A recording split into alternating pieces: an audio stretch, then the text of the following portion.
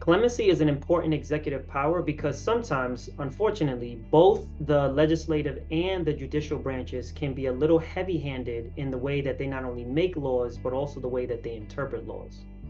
For example, President Biden's decision to commute the sentences for 37 people that were on federal death row before leaving office, converting their punishment to life in prison, shows how this executive power can be used to restore some balance and justice to the system.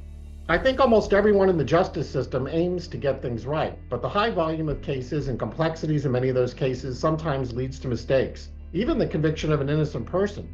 In addition, laws in our society more broadly change over time, so cases that were litigated decades ago deserve a look under a new lens. That's where clemency comes in, and it's a very important tool.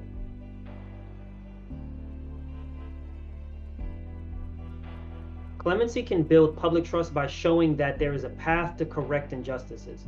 When clemency power is used in a way that is transparent, consistent, and equitable, it demonstrates that the system can live up to its promise by delivering and upholding justice, and that it allows for and rewards rehabilitation and redemption.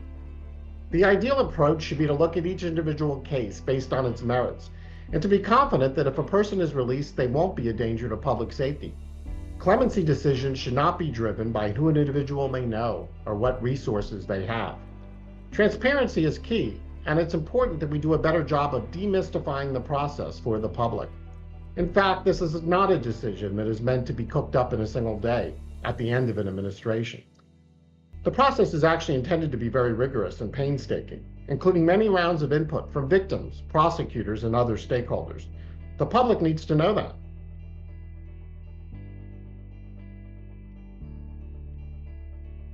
Governor Stitt in Oklahoma and Governor Moore in Maryland are both really good examples of leaders who have used this power in this particular way.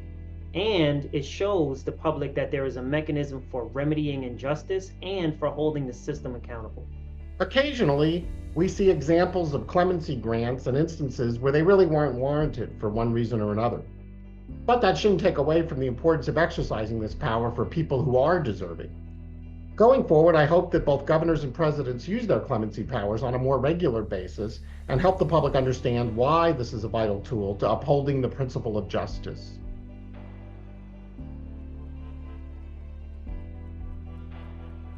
Well, I think part of it has to do with staff and having enough people you trust to review voluminous case files and come up with a recommendation. Part of it may also be a desire to err on the side of caution, because as a governor, you're taking public responsibility for people's safety by granting pardons, and you're exposing yourself politically.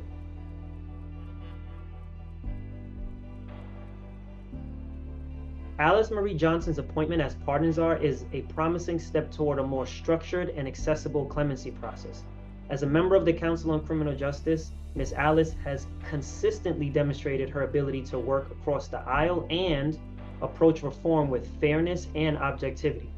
Her leadership could bring much needed transparency and consistency to a power that has often been used arbitrarily.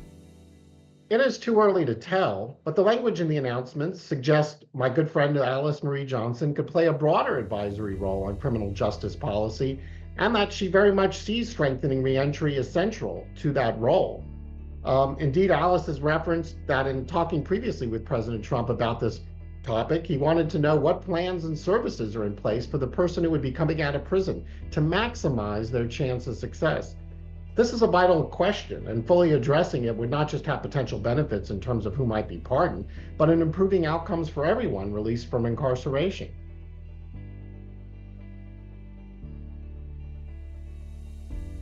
Many positions at DOJ are still being filled, so it is unclear what the creation of a pardon czar says more broadly about the possibility of criminal justice reform under this administration.